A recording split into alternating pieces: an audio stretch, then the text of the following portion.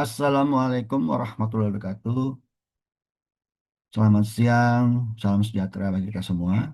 Perkenalkan, nama saya Harmi Ibnu Jafar, merupakan dosen tetap di Universitas PGRI pada program studi Teknik Informatika yang mengampu mata kuliah aplikasi kewirausahaan dengan beban mengajar 2 SKS. Dalam menjalankan tugas akademik, saya berkomitmen untuk menyelenggarakan pembelajaran yang berkualitas, berpusat pada mahasiswa serta mendorong terbentuknya kompetensi kewirausahaan yang inovatif, kreatif, dan adaptif terhadap perkembangan teknologi maupun kebutuhan dunia kerja. Sebagai bagian dari pelaksanaan Tidharma perguruan tinggi, saya tidak hanya melaksanakan kegiatan pendidikan dan pengajaran, tetapi juga melakukan penelitian yang berorientasi pada pengembangan ilmu pengetahuan serta publikasi ilmiah. Hasil penelitian tersebut diupayakan menjadi sumber pengayaan materi perkuliahan, sehingga proses pembelajaran senantiasa relevan dengan perkembangan keilmuan dan kebutuhan masyarakat.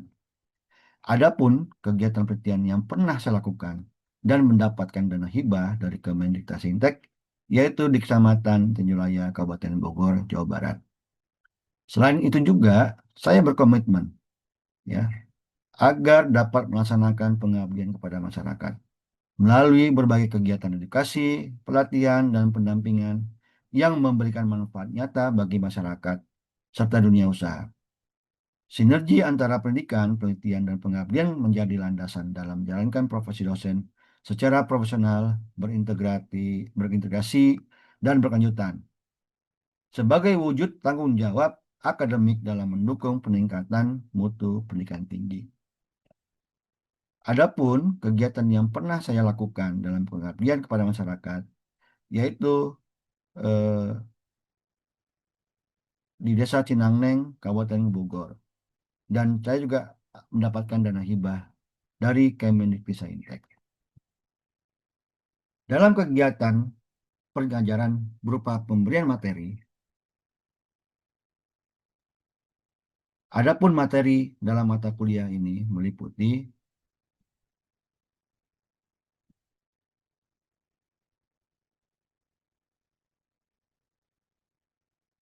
wirausaha sukses. Ya. Pada pertemuan kedua, deskripsi usaha. Pada pertemuan ketiga, perencanaan organisasi sumber daya manusia. Yang keempat, perencanaan produksi dan operasional studi proses suatu produk. Pertemuan kelima, perencanaan pemasaran usaha dan digital marketing. Pertemuan keenam, perencanaan keuangan. Pertemuan ketujuh, rencana bisnis atau pembuatan bisnis plan. Dan yang kedelapan adalah ujian tengah semester. Kemudian dilanjutkan pada pertemuan ke-9 adalah praktik perencanaan organisasi. Kemudian pada pertemuan 10, praktik perencanaan produksi. Kemudian pada pertemuan 11, praktik pemasaran offline. Kemudian pada pertemuan ke-12, praktik pemasaran online. Kemudian pada pertemuan ke-13, praktik pembukuan sederhana menggunakan aplikasi digital. Yang ke-14, praktik break-even point atau BEP, payback period, PBP, dan return of investment atau ROI. Kemudian laporan tersebut ya disusun, kemudian dibuat presentasi berupa laporan. Kemudian pada pertemuan ke-16 adalah eh, mahasiswa ikut dalam ya acara Entrepreneur Day dan mendisplay semua produk-produk hasil rancangan bisnisnya.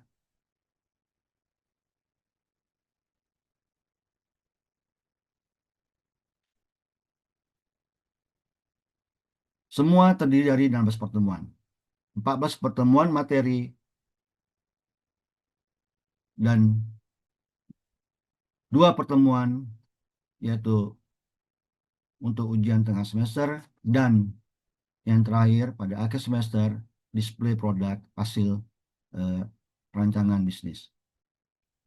Pembelajaran dilakukan dengan konseptual, kemudian mendorong mahasiswa untuk dapat memberikan ide usaha dan pengembangan usaha yang berbasis dan mengandung nilai-nilai teknik informatika. Adapun pencapaian pembelajaran adalah agar mahasiswa bisa dan dapat menjadi calon dan pengusaha-pengusaha yang hebat yang dapat memberikan kontribusi dalam penyerapan tenaga kerja. Nah, pencapaian mata kuliah yang pertama ya, mahasiswa mampu memahami analisis peluang dan ide usaha, menentukan ide dan gagasan usaha, menganalisis jenis usaha, menganalisis pembuatan produk atau jasa, dan sistem perkuliahan mata kuliah kewirausahaan. Yang kedua, pencapaian mata kuliah yaitu mahasiswa mampu memahami penulisan deskripsi usaha dalam berwirausaha. Kemudian yang ketiga, mahasiswa mampu memahami penyusunan struktur organisasi, deskripsi pekerjaan tiap jabatan, penasihat utama, dan partnership. Kemudian yang keempat, mahasiswa mampu memahami penulisan deskripsi produk, variasi produk, inovasi produk, alur produksi, berupa layout produksi, kemudian penentuan lokasi dalam wirausaha, apakah dia online maupun secara offline. Kemudian yang kelima, mahasiswa mampu memahami dan menjelaskan pemasaran dalam berwirausaha. Yang keenam, mahasiswa mampu memahami dan menjelaskan proyeksi keuangan dalam berwirausaha. Kemudian yang ketujuh, mahasiswa mampu memahami dan mengetahui pentingnya bisnis, alasan pembuatan rencana bisnis, dan aspek-aspek rencana bisnis, format rencana bisnis dalam berwirausaha. Kemudian yang kedelapan, mahasiswa mampu mengerjakan ujian tengah semester sesuai dengan capaian pembelajaran mata kuliah.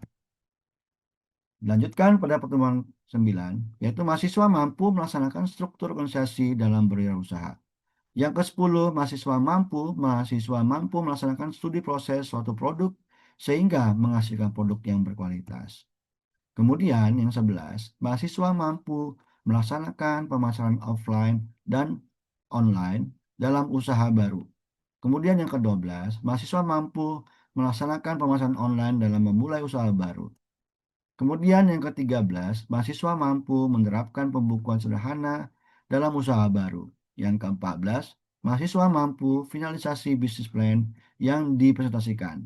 Kemudian yang ke-15, mahasiswa mampu laporan hasil usaha, video aktivitas, eh, merepresentasikan produk yang akan diikutsertakan pada kegiatan Entrepreneur Day.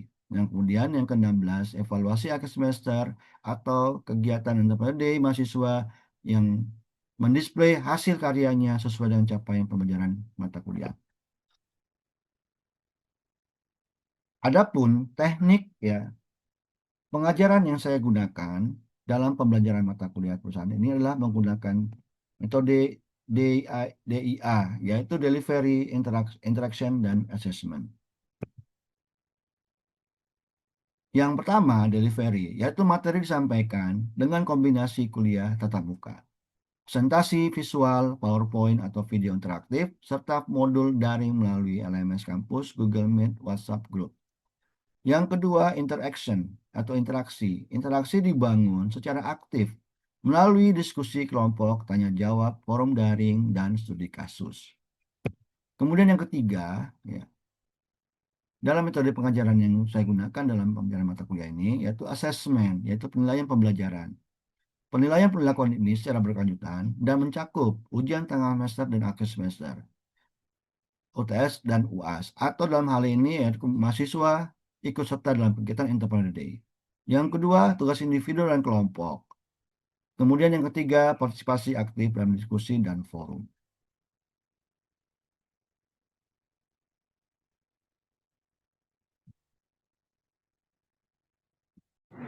Baik, selamat siang. Assalamualaikum warahmatullahi wabarakatuh. Selamat siang, Bapak.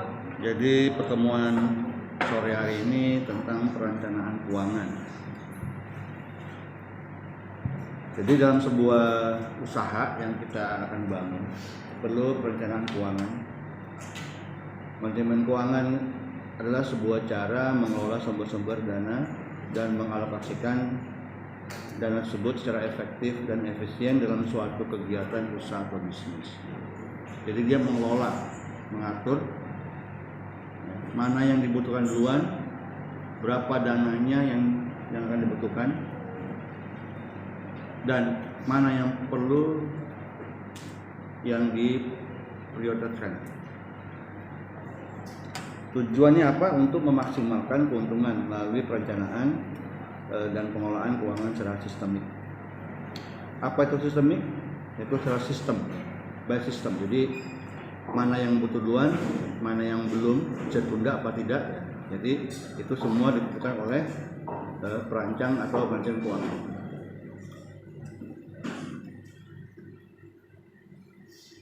Manajemen keuangan dalam sebuah usaha wirausaha adalah manajemen keuangan yang dijalankan oleh para pelaku usaha mikro dan kecil untuk mengelola keuangan. Manajemen keuangan wirausaha harus lebih simpel, sederhana, dan aplikatif, namun tetap dalam ketentuan yang standar dan lazim. Manajemen keuangan wirausaha perlu pertimbangkan karakternya yang memiliki kecepatan perputaran dan jenis usaha yang relatif sederhana. Jadi nggak perlu ribet ya, nggak perlu pakai yang macam-macam, sederhana aja. Ada uang ya, ada produksi, ada penjualan, jadi nggak perlu banyak sistem atau cara ya, sehingga bisa efektif dan efisien. Pencatatan keuangan sederhana, atau kita sering bilang itu administrasi keuangan ya. Jadi mencatat uang keluar, uang masuk, memindahkan kebutuhan untuk usaha sama kebutuhan untuk rumah tangga, beda. Misalnya kalau kamu punya usaha untuk beli beras di rumah untuk kebutuhan yang lain, nah itu nggak boleh gabung dengan usaha, harus dipisah. Udah tahu nih berapa keuntungan usaha kita. Jadi setiap transaksi dan kegiatan usaha harus dicatat dan disusun dengan baik. Susunannya dalam bentuk catatan akuntansi sederhana melalui proses akuntansi dengan jalur diagram sebagai berikut yang di atas ya. Kita perlu namanya identifikasi dan pengumpulan data, transaksi, kemudian proses pencatatan transaksi. Kemudian ada penggolongan dan pengelompokan dan ada pengikhtisaran. Kemudian ada laporan penting, analisa data akuntansi dan komunikasi. Nah ini perlu dilakukan dan diikuti alurnya, jangan salah. Nah, biaya apa aja yang selalu keluar ya, dalam sebuah usaha atau bisnis. Ya.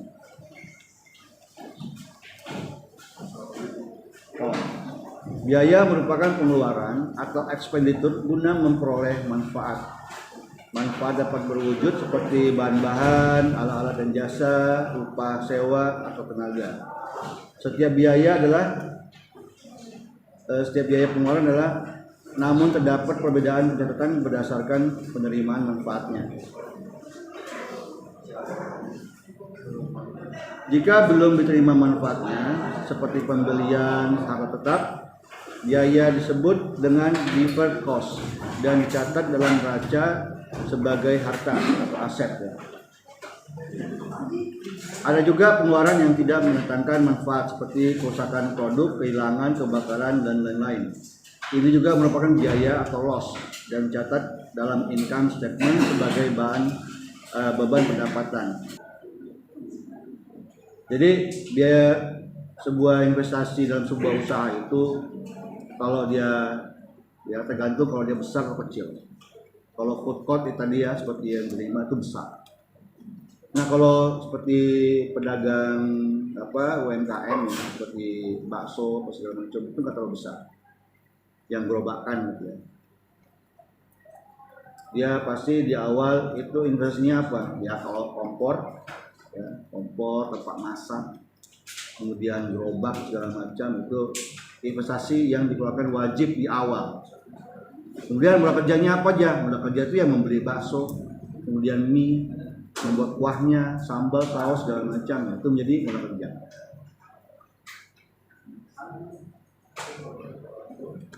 Nah, kemudian berdasarkan keterkaitan dengan produk yang dihasilkan, ada dua variabel, satu dia tetap, kemudian ada biaya variabel juga. Ya. Yang pertama biaya tetap adalah biaya jumlahnya tidak terpengaruh oleh perkembangan jumlah produk atau penjualan dalam 1 tahun. Contoh dalam usaha mikro itu ya gaji, ya overhead, atau biaya listrik, telepon, air, servis dan lain-lain. Kemudian kalau dia mulai usahanya dengan pinjam dana ke bank, maka dia dapat dikenakan biaya bunga. Kemudian yang kedua adalah biaya variabel, yaitu biaya yang besar kecilnya selaras dengan perkembangan produksi atau penjualan setiap tahun. Contoh dalam usaha mikro dan kecil antara lain upah tenaga kerja, kemudian BBM dan lain-lain.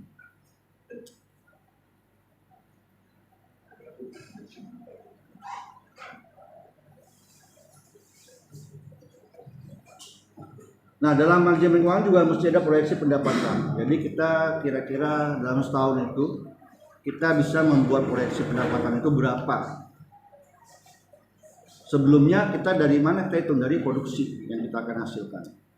Misalnya kalau kita mau produksi ya sebuah produk seperti ini telur asin, ya, sebulan itu volumenya 150.000 butir.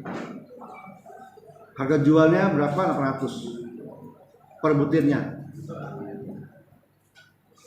Kalau sekarang itu udah 3.000 ya. 3.000. Jadi penjualan satu bulan itu 800 kali 150.000 sekitar 120 juta. Kalau setahun itu menjadi 1 juta atau miliar 440 juta. Itu proyeksinya.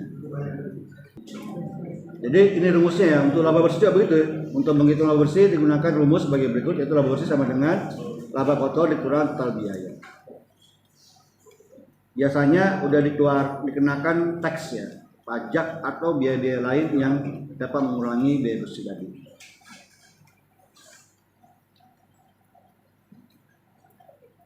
Kemudian neraca atau sering disebut juga laporan posisi keuangan, ya, suatu daftar yang menggambarkan aktiva atau kekayaan, kewajiban dan modal yang dimiliki oleh suatu perusahaan pada suatu saat tertentu.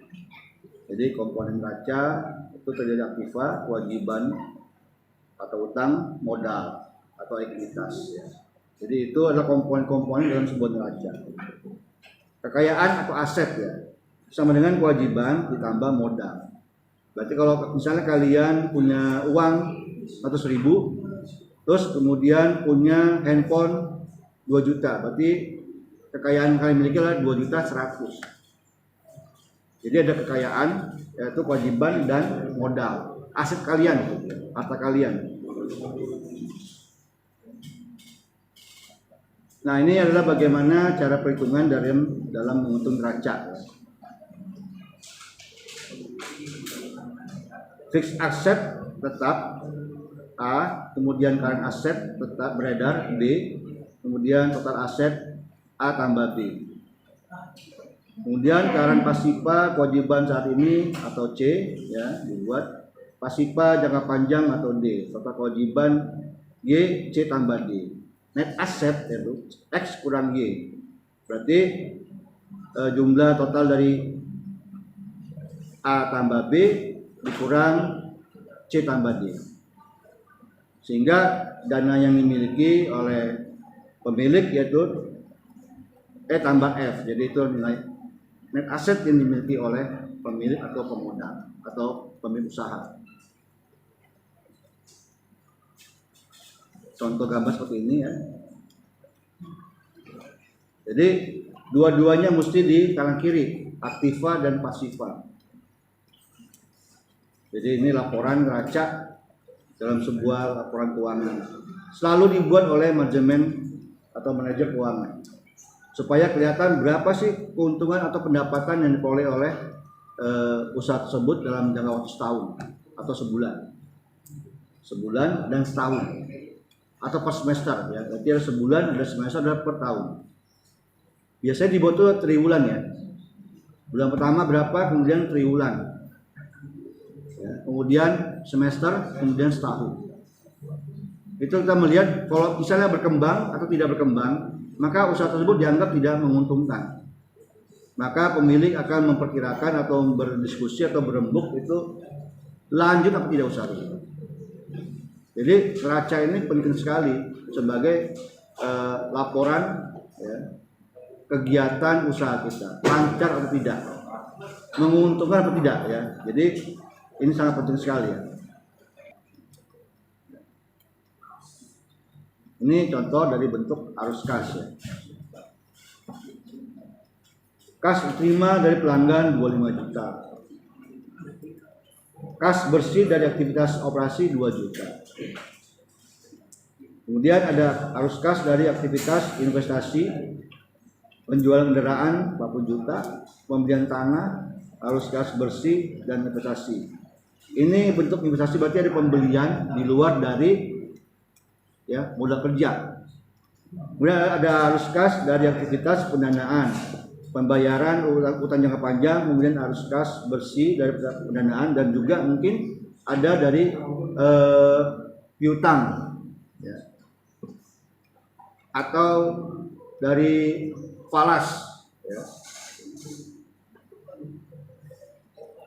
Nah, di sini dilaporkan kenaikan kas dan setara kas itu 2 juta.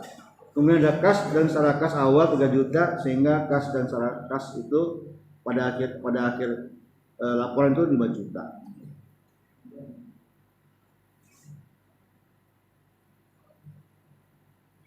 Nah, dalam sebuah usaha itu kita butuh namanya modal. Modal itu dalam usaha penting sekali. Sangat penting untuk bisa berjalan usaha tersebut.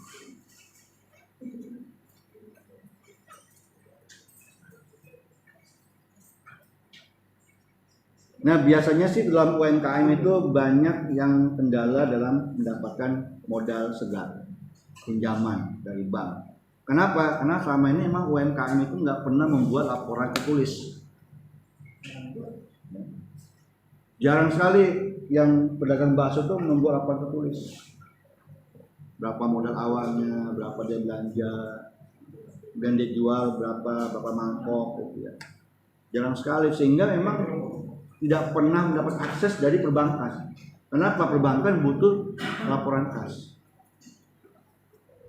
Nah, sekarang ini keren juga karena udah ada banyak aplikasi-aplikasi yang membuat laporan kas yang bisa digunakan oleh UMKM, sehingga memudahkan mereka membuat laporan keuangan yang mudah, langsung terupdate, dan bisa menjadi dasar mereka untuk meminjam dana ke perbankan. Nah, yang kalian buat, proposal yang kalian buat ya, BNC 10 kali cuci free 2 kilo misalnya.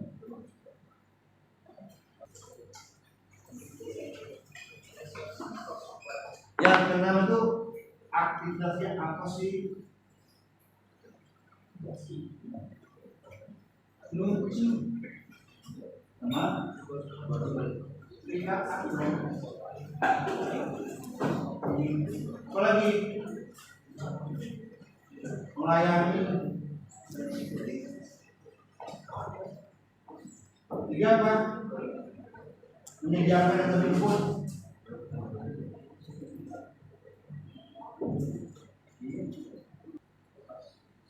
Bank BRI, Bank BRI, jangan bank rentenir ya. Apa lagi?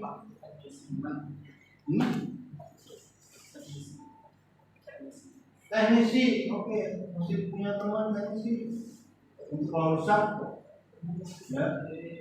Apa lagi?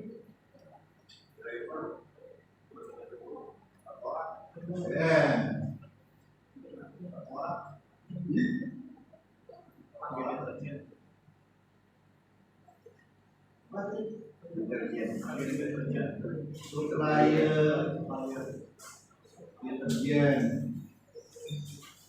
mesin cuci,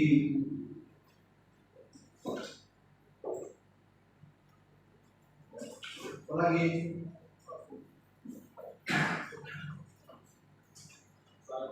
Ini ya, kemudian aroma ya, parfum atau pewangi baju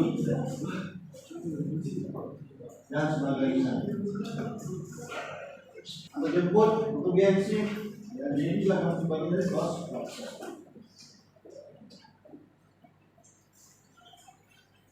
Jadi ini bagian sini adalah pendapatan, dari sini pengeluaran. Kalau lebih ini dari ini maka bisa langsung obat. Untung.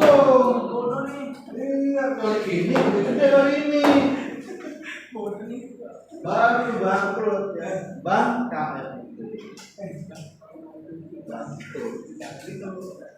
Sehingga perlu nggak dilanjutin usahanya? Perlu. Kalau dia bisa untung di kemana?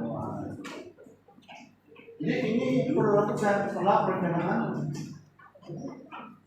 yang kalian buat dalam pembuat proposal. Kalau ada ini, maka dia nggak detail, hanya cuma rencana. Nah, kalau rencana tapi nggak dibuat jalannya ke sana, jadi nggak. Kamu mau kuliah di Unida, tapi nggak tahu jalan mana, atau nggak dibuat jalannya. Perlu apa aja? Perlu sama SM, perlu ijazah, perlu uang, butuh yang lain-lain. Tapi itu nggak sediain, sama dia cuma rencana aja. Nggak dibuat jalannya. Maka ini buat jalannya menuju kita untuk usaha. Ada artinya kalau ini?